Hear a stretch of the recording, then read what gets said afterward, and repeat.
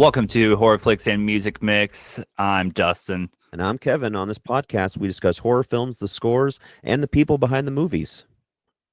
Oh, yeah. Tonight we are talking with David Weiner, writer and director of one of the greatest horror film documentaries of the 21st century, I put In that in Search there. of Dark. Yeah, I had to. It's it amazing. is. In Search of Darkness. How's it going, David? It's going well, and I will choose to believe what you said about my documentary. But people have differing opinions. So I'm happy to be here and talk with you guys, and also talk about music, because the '90s, especially, there's a chapter in this upcoming documentary, 1995, In Search of Darkness, 1995 to 1999. Where we focus on scores versus soundtracks. What's the difference? And right up our alley. We have a variety of people talking about it, but I especially am proud to say that Marco Beltrami, the composer of all the Scream and many more, Mimic and Dusk Till Dawn and Halloween H2O and you name it. He's been at it for quite some time. And also Graham Revell, also Bride of Chucky, Bats, Dead Calm, The Crow, you name it. He's been at it as well, and I have both of those guys sharing their thoughts about that subject. That's awesome. Excellent. Well, I got a little bit of background on you, David. I always, when we have our guests on, try to give a little overview for people who are not familiar. So before your work on In Search of Darkness, you were an executive editor of Famous Monsters of Filmland. From 2015 to 2016, earned some awards for your work.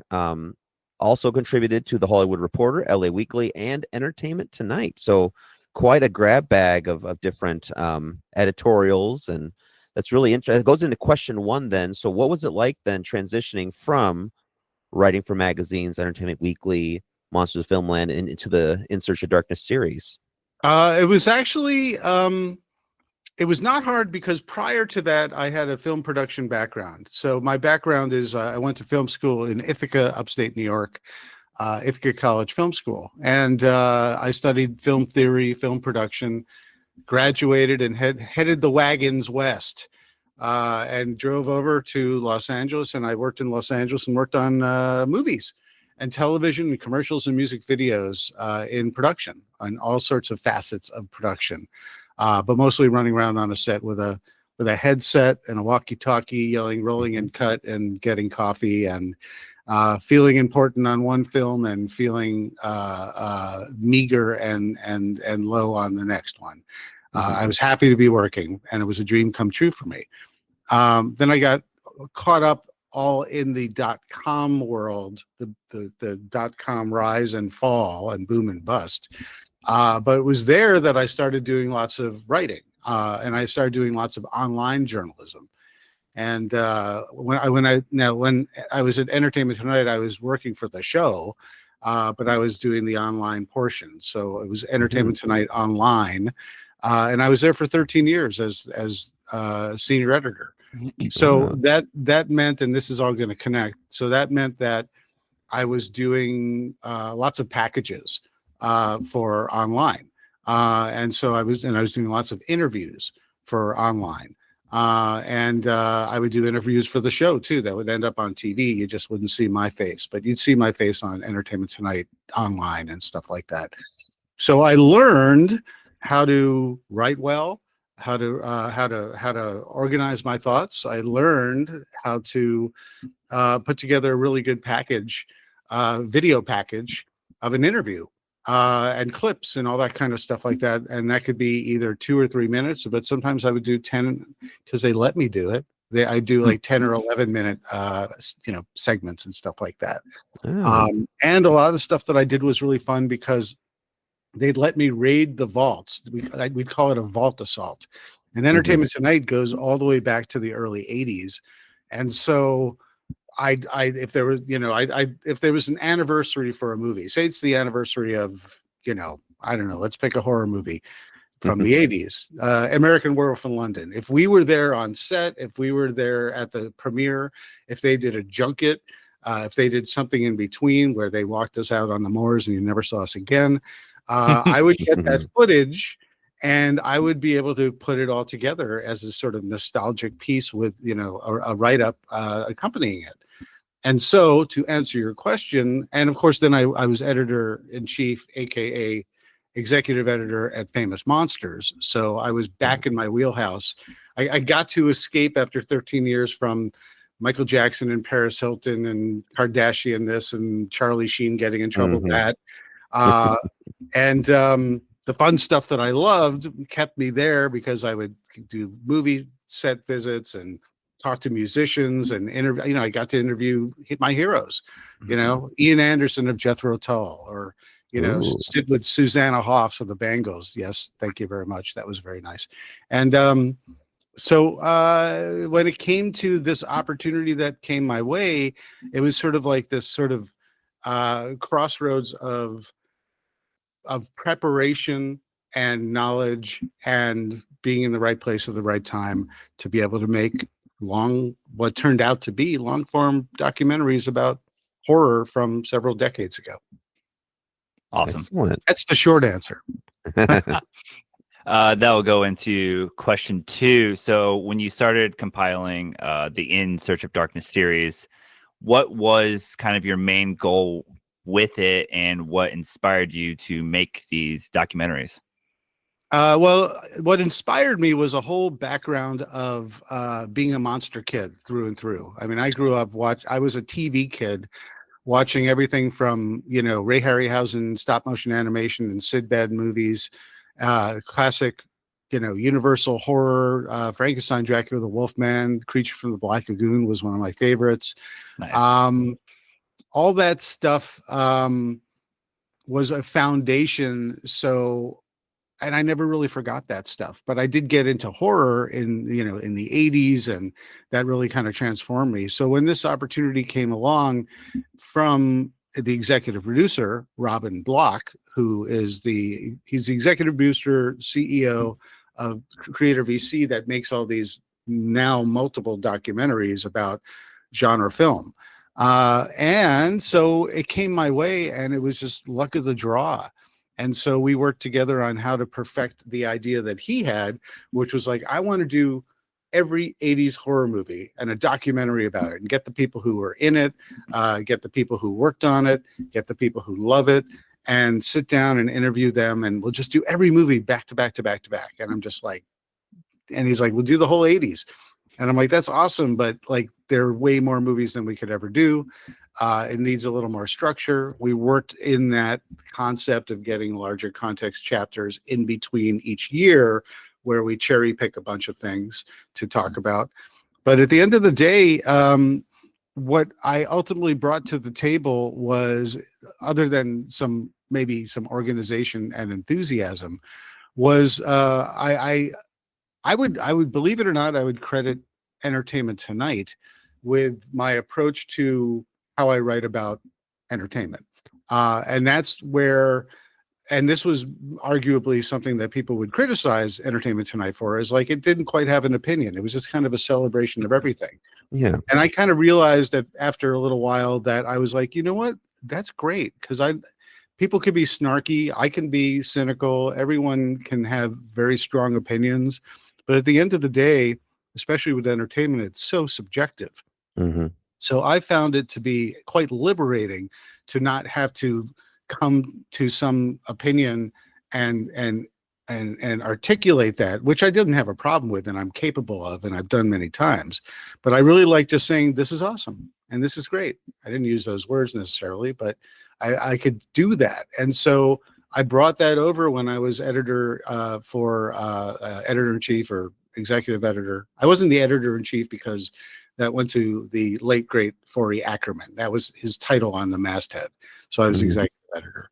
But I brought that approach to Famous Monsters, and people responded really positively to that. They're like, oh, it's nice that you're not telling us if this is good or bad. You're just talking about it and celebrating it.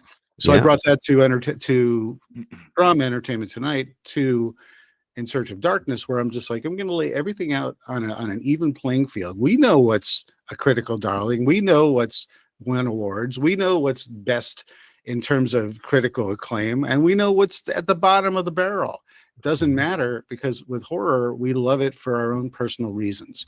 And that was something where I absolutely cemented it's not my concept, but just my thinking of the concept that these movies are not about the movies themselves as much as about us and our happy memories and who we were and where we were and who we were with when we first saw these things. Did we see it when we were a little too young?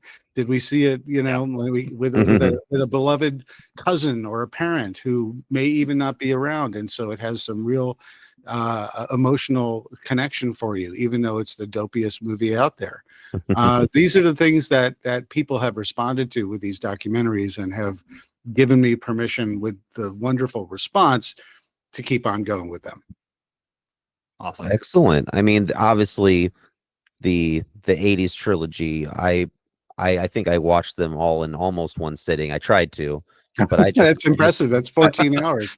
I was engrossed by it. I think just the pacing of it, like you said, the in-depth look at all these films I haven't heard. I was literally making a list of films that I haven't seen. I was like, I'm gonna watch these, and I just loved the little asides when you would go into like feminism and horror, or you look at the scores, or you look at production design. I live for that stuff. So I really appreciated that. And as you finished up this trilogy, as you were working on it, did you already have the '90s series in mind, or was that something that came later? And if so, why did you choose the '90s? Well, so we were happy just to be able to make In Search of Darkness Part 2. That's something that we had hoped that we could just move beyond the first one and get an opportunity just get a chance to get up at bat again. And so we were very, very fortunate that the movie the documentary was so well received, because it was a Kickstarter project. Yeah. And so I had hoped to do more, but I did not know I was even going to do more '80s next. But Robin saw the fact that people really, really, really wanted more '80s, and I knew that too. Because with the first one, I had to make a very difficult decision with hundreds and hundreds and hundreds of movies. How am I gonna sort of focus and corral all this stuff so there's some semblance of logic to it? And I made a tough decision just to do North American films for the first one. So with the second one, I'm like, yay, I love this stuff too. I'm a completist. Now I can start chipping away at Italian horror and other international horror, and just more of the deep cuts and all the more eclectic stuff that the fans and the backers and are all telling me, what about this? What about this? You should do this. You should do that. I'm like, you're right. And I wanted to do that and never heard of that one. So I got to figure out what that one is and see if it's worthy. But then the '90s was something that started coming up more and more, because we're very connected with our horror community and the fans. And when I say the fans, the people who are backers of these projects, but also lots of people who just say, oh, I saw it on Shudder. It's awesome. Why didn't you do it? Why didn't you do it as a TV show? Why didn't you do, more Fulci? Why didn't you do this? And that, I take constructive criticism well. And so it's like, all right, so this is what people are hungry for. I'm taking copious notes, what people want. And to make this story long, which is I always do, is I figured we'd move on to another decade after part 2. And Robin Block is just like, let's do part 3, '80s. I'm like, you think people really want that? He's like, I know people want that. Yes. And so by that time, I was kind of perfected this formula that people really responded to positively, where we went to the dusty, dark shelves of the video store at the mom and pop shop that you wouldn't find at Blockbuster. A lot of shot on video, a lot of straight to video stuff, mixed with a lot of the theatrical stuff that just we didn't get to yet, and mid-range things as well. And so then I wasn't quite sure what was next, but '90s, the drum was beating pretty heavily. Robin wanted to he decided maybe we can simplify this because they're such huge, long documentaries, by nature of the structure of the demands of just, if you do 1 year and you do 10, 15 movies per year, and a chapter that's 7 to 12 minutes in between, you're flying past 4 hours. But people have also said, I love the long form nature of this. I could even go for longer. And so we're crowdfunded. We do it ourselves. We make, manufacture, and distribute it ourselves. Everyone gets, they back it. They get to be part of the process, and then they get the Blu-ray at the end. We decided to divide 90s into 2 parts. And I really felt, rather than a 3-hour and then a 3-hour, and then we're probably going to be going again, I'm like, why not just make, if everyone wants these 5-hour movies, I'll just go 5 hours, and it ended up 6 hours for the first half one. And I'm delivering now part 2, 95 to 99 of 90s. Yeah. And that one is my longest one yet, because I was able to go another 20, 25 minutes. So it's literally 6 hours long, and then credits after that. Perfect. Awesome. Question number 4. I was actually just watching the 90s one right before this. Cool. How do you and your team go about deciding? I know it's kind of hard, deciding what films go into the series. Like you said, you had to cherry pick some things, but then you got to pick other things, especially for part 2 in the 80s. Is there an initial list of this needs to be on here? It's very, very hard, because this needs to be on here is always overflowing. But what ultimately comes down to is a perception and a litmus test. And sometimes I'll even throw something online and see how people respond to it. Get a sense of, like, if I don't do this, how angry will people be? Mm-hmm. But there's always the one that, why, of all things, I mean, I just read a review on Letterboxd of the 90s, and someone just said, what a crime that you didn't have, this one movie. And I'm just like, you're right. Guess what? I thought about it, and guess what? I actually reached out to the director, and guess what? It didn't come together. So to answer ultimately your question, and I'm not going to say, well, I tried. Everyone's going to want that 1 to 15 titles that just can't make it, because there's no room for all of it. But for me, a lot of it, when it comes to actually making these choices, it comes down to the outreach to the talent. Who can I find to represent a film? Whether they're an actor, whether they're a screenwriter, whether they're the director, whether they're the composer, whether they're the craft service person, someone who is knowledgeable and happy to talk about it. And if I can't find someone, I have to make sure that the experts that I sit down, the journalists, the authors, the magazine editors, or even just the hardcore celebrity fans out there, if they have to be knowledgeable about that stuff. And sometimes when it comes down to it, I don't have enough material for even one of my favorite movies that I was like, oh, it's got to have this in there. And that movie that I'm not going to name, that was for the 90s, I was like, I must have that in there. I really want it in there. I talked to people about it, and people were like, I've heard of it, and I couldn't get the people that I wanted from it.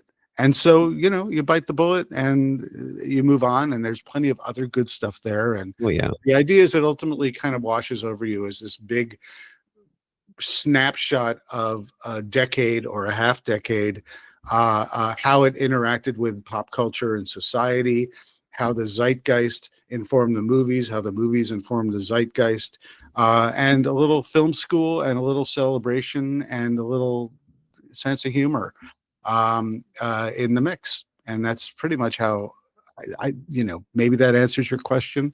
No, it certainly does. I mean, and you kind of hinted at it earlier. We talked a little bit about music. As obviously horror flicks music makes, we like to talk about music too, and the soundtracks and the scores.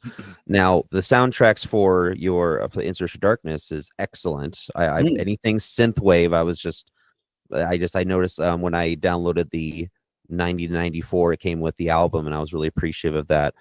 Now, for you personally, how important is the music to your series? And going with that, how big a role does music play in horror, in your opinion? Well, music for me is huge. I love music. It's unfortunate that I'm not a musician. I used to play the drums. Now I just play the air drums, you know. Mhm. But I'm very dialed into music. I'm very dialed into film music. I have a massive collection of film music, whether it's vinyl, some tapes when I was doing only tapes, but Oh yeah. lots and lots and lots and lots of CDs, which now sadly are sitting in my garage crying, because now I have it all on streaming, as most of us do. But Yeah. uh, so when it comes to making my own documentaries, I was chomping at the bit. I was so excited to be able to do music. And I was also kind of intimidated because I was like, what if my music for my movie sucks? You know? Because it's so important to me. But for the first three In Search of Darknesses, um, and for In Search of Tomorrow, we just happened to connect with Weary Pines, this duo from the UK, and they were phenomenal. And I remember I remember Robin connected me. He's like, "What do you think of these guys?" He'd throw music my way. I'd throw music his way. We'd sort of discover folks. We'd sort of reach out to certain folks. And I remember their music. They already had a bunch of tracks from an album that they put together. And I remember what I do is I live in a hilly area. I live in Los Angeles, and I was walking around, taking a walk, plugged in, and I was like Mhm. walking to the beat, and then I was feeling like the atmosphere of other stuff, and I was just a huge smile on my face because I was like, "This is it. If I am allowed to use these tunes, these tracks, and have more like it, and I can work with this band, and they can put something together that is similar to what they've presented to me, we're in business. Like this will elevate the film." And so I believe that very much so for any film, any genre. I am very, very connected with the music, and I love it so much. And it doesn't have to. It's classical, it's synth, an eclectic mix. It could be jazz, it could be folk, whatever best works for the story that they're telling. I mean, I just saw Tron Ares this weekend, Mhm. and the Wendy Carlos Tron is I love Wendy Carlos, but that Yes. particular one is more interesting than something I enjoy. But I really do like the fact that it's a great synth 80s soundtrack. Mhm. Whereas moving on to Tron Legacy, I know we're not this is not talking about horror now, but moving on to Tron Legacy, oh my God, that Daft Punk, Oh yeah. on eternal repeat. Yeah. And then so now you got Trent Reznor and Nine Inch Nails doing his take on it, their take on it. And it's a little different, but it's also drafting off the Daft, drafting off the Mhm. Daft Punk very much. And I saw the movie with the intention of not listening to the soundtrack first because I didn't want to prejudge. And Mhm. then I took a walk this today and I was just like, I'm now going to listen to this thing. So, Mhm. whether it's horror, whether it's sci-fi, anything. And so Weary Pines did those first four films that I did, those first four documentaries. And then we now work with Dream Invaders, which is another duo actually out of Israel. Oh. But it's really nice because I got to develop a working style with the previous artists, and now I interviewed a bunch. Robin and I together interviewed a bunch of artists to see who would be the best fit. Because it's a giant feat to create all the music for a documentary that's now running 6 hours long. That's a lot of music. Yeah. So there's certain elements to it. I can stop and you guys can ask a question, but I can keep talking about it too because there's elements where I'm doing part two, so I'm carrying over select tracks from part one just for the vibe and the continuation and the continuity. But we did 40 tracks for the first, I did 40 tracks for the second. But we also have variable speeds. We got faster tracks and slower tracks of the one individual track because that's a better way. Because it's a chicken and the egg thing. I say these are a lot of the segments that we will most likely do something that's inspired by that. Here's a bunch of ambient tracks or other tracks where this is the vibe I'm looking for, and I'll give that to them, and I'll say, don't mimic it, but it's a piece of this and a piece of that, bit of Giorgio Moroder's Cat People, a bit of, you name it. And so I did that for sci-fi as well, and I really, really enjoyed that because they took it into a nice. Weary Pines took it into a great different direction. So there you go. Awesome. As you can tell, I don't have much to say on the subject. No, I love that soundtrack. I also blast that. I had the theme from the original Search Darkness stuck in my head on loop forever. Oh yeah, Raven number great. 2. Yeah. Also, I have to clarify that we always partner with New Retro Wave, which is a label. So we get these they cherry pick a bunch of artists, and that music ends up in the end credits. But it's also a themed album that's always amazing. That we get, and we got that we've done that for everything actually. But so you, in essence, you get two. It's kind of like this chapter I'm talking about, the score versus the soundtrack. So we do a synth score and a score that's very eclectic, and especially in the 90s has evolved to lots of grunge and heavier guitar and just other directions, acoustic and plugged in. But you still get the new retro wave, synth wave score as well. So you kind of get best of both worlds. Yeah. As the 1995 through 99 series releases, what is next for In Search of Darkness? Additionally, is there anything else that you're working on that you could hint us in on?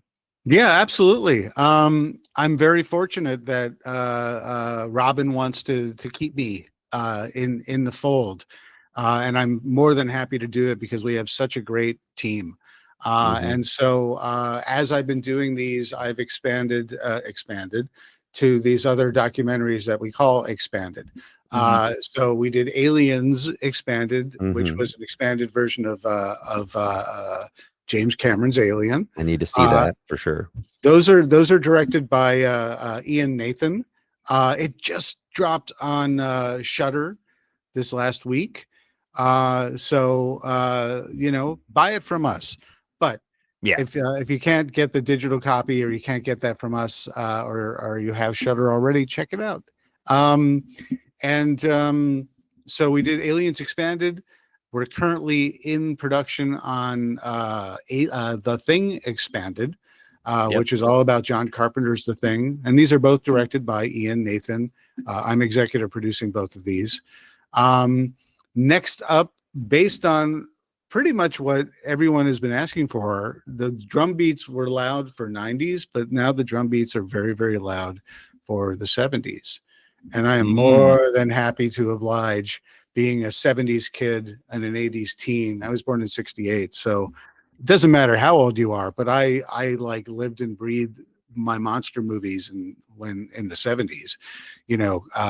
For me, it was all on TV because I was too young, and I saw like the Amityville Horror and The Omen and The Exorcist when they were on TV when I was pretty much too young for that, but I couldn't wait to see them. So I'm very excited to dive into that. And so that's really what's next for me in terms of what's on the docket. And seeing The Thing Expanded over the line. First quarter of next year is likely when everyone's going to be able to see it. Nice. Excellent. We were able to. Oh, go ahead. Yeah, I was going to say the same thing. We had Robin on to talk about The Thing Expanded. Okay. A few months ago. So it's good to see that crossing the finish line. And I'm glad that you guys are going to the 70s rather than 2000s. It's like, no, we should go There's back so to much the good 70s. stuff. I mean, I think any decade, the 70s though, that I'm a big Gialli guy, so I'm looking forward to the Italian look at all that, obviously, and some other great grindhouse flicks and so on. But I mean, it's a wonderfully gritty era, and I kind of feel like as we get older, some of us get a little gray. you lose sense of time, and I feel like the 2000s feels like about 10 years ago, even though it's like now Yeah. 20 25 Yeah. years, you know. So I kind of feel like it's too recent, you know, to do this sort of reflection and retrospect on what feels like just a couple of years ago, at least to me. That doesn't mean I won't get to it down the road if people still want these things and from me and all that kind of stuff like that. I mean, we're fortunate that everyone, you know, they vote with their dollars, and then if people want more, you know, they say they want more, and then we crowdfund it, you know, and we've been very fortunate to be able to do it again and again and again. And it's very exciting for us to have a loyal amount of fans who love this and want to integrate with the process, you know, in whether it's Q&As or just, you know, production reports, or people fill out surveys and send ideas and all sorts of stuff like that. I absolutely embrace that and welcome that because it allows me to use the hive mind of horror to understand sort of the pulse of what people want and love, you know? Absolutely. Well, David, we appreciate this time with us. I know you have a busy schedule and probably have a lot more things to do prior to this next release. But obviously, the biggest thing is, where can our fans follow you on socials or get updates on your upcoming works? So for all the stuff I've been talking about, please go to 90shorrordoc.com, 90s, 90shorrordoc.com. We're running a final pre-order for this documentary, the 6-hour plus documentary. The last day is Halloween night at the stroke of midnight. So go there and you can pre-order. And the reason the movie is done, I'm still polishing it. I'm still doing, you know, I just had a music meeting this morning with my editor, believe it or not. So, you know, we're doing select elements in terms of the polish and the graphics and things like that. But we haven't done the end credits yet, because what's cool is whenever we do these final sales, pre-orders, what you could do is you get your name in the credits. So if you want to put your name in the credits, you want to put your podcast, you want to put a loved one, you could do that. And you get to be in the end credits along the, you know, legends like, you know, Doug Bradley, Pinhead, or John Carpenter, or Heather Langenkamp, or, you know, you name them. If you go to 90s Horror Doc, you'll see our entire cast and all the cool people who are in it. You know, Jamie Kennedy from Scream. Or Marco Beltrami and Graham Revel, you know, that's very cool too. And there's all sorts of other cool swag and stuff like that. And we also invite people to send in, and you just have to follow our socials at 80s Horror Doc on Facebook, Instagram, Twitter X. We didn't change it to 90s because we'd have to start with a whole brand new audience again, right? So it's at 80s Horror Doc, but there will be in early to mid-November, we'll have an invitation out there inviting people to send in a 30-second video talking about their love for horror, why they love a filmmaker, why they love one particular film, why 90s horror means so much to them. And I will pack in as many as I can in those insane extended end credits where everyone's got a, you know, face on there as well. Awesome. And sorry, lastly, no, go ahead. So, but you can find me just as with my name, David Weiner, Weiner. You could find me on Blue Sky. Everything's different now, you know, so I'm all over the map. Most of the things you can find me is actually I have a website called itcamefromblog.com. And so my socials are also at itcamefromblog on Instagram and Facebook and that kind of stuff like that. So you search my name, you could find me enough, but more importantly, go to 90shorrordoc.com. And if you like this stuff, please tell your friends, because we're really trying to carve new paths and introduce the whole In Search of Darkness series, franchise, whatever you would call it, of documentaries to people who love horror and love genre film, but might not know about it. So please spread the word and shout from the rooftops. Absolutely. Are you also, I know you said earlier, you're on Letterboxd as well? I'm not on Letterboxd. Okay, you're just reading Yeah, I or read. So all the reviews for review. my movies, I jump on there, and Okay. I fearlessly jump on there and read the there. Can I curse on this? On Oh, this? Oh please yeah, do. sure. Okay. I mean, it's there's so many people say wonderful, wonderful, wonderful things, but people say, they're not writing it to me, so they just write what's on their mind. And I will always remember one of my favorite reviews was, "Why the fuck is this 4 hours long?" So, but Good. yeah, I'm not on Letterboxd. I've always thought about doing it, but I'm just so busy, and I've seen so many movies, and I just don't want to start with yet another social media handle. As much as I love Letterboxd and I enjoy reading it, I'm a lurker. Gotcha. Nothing wrong with that. Alrighty. Well, we hope you enjoy this interview with David Weiner. David, thank you so much for joining us again. It was a pleasure having you on. Please make sure to follow us on Facebook, Instagram, TikTok, and subscribe to our new YouTube page that this video will be on. We're also always updating our socials because we're just trying to keep up with everything. So It's hard, but it's a pleasure chatting with you guys, and I appreciate your interest and for spreading the word. And I like the music angle as well, because that's something that's important to me, and I don't always have a chance to sort of talk ad nauseum about that angle of it, but it's very important for me as a filmmaker and a lover of music to be able to be creative and work with really amazing artists, and that's a real privilege. So it's kind of fun to be able to sort of talk about. Excellent. Well, thank you so much again, Mr. Weiner. We really appreciate you. Make sure if you're listening to this to obviously pre-order. I know I am. I think I've already done it, but I'll check. Pre-order the In Search of Darkness 1995, 1999. It's got a lot of great films during that period, so obviously I can't wait to watch and see where that comes from. And of course, yes. I'm sorry, I'm Mr. Interjection. So, I did not mention that. And you can see all this stuff when you go to 90shorrordoc.com. But if you missed the first half, you can get a 2-pack, and you can get, part 1 and part 2, and that's a 12-hour journey through 90s horror, which is really cool. And if you want a hard copy, a Blu-ray of 80s trilogy, you can get that as well. So there's more than just this most recent documentary. We're making everything available. Because we're a small company, we sort of manufacture these things in batches. So we'll have these brief sales, final sale, that kind of stuff like that. And now's the time to jump on it. And if you look on eBay, you'll find that it's very expensive if you didn't jump on it when you had the chance. So just we both have copies of the trilogy Blu-ray. I'm a big advocate for physical media. So well, it's much appreciated. I thank you guys very much. Yep. All right. Well, you have a good night. Likewise. Take care, everybody. Absolutely.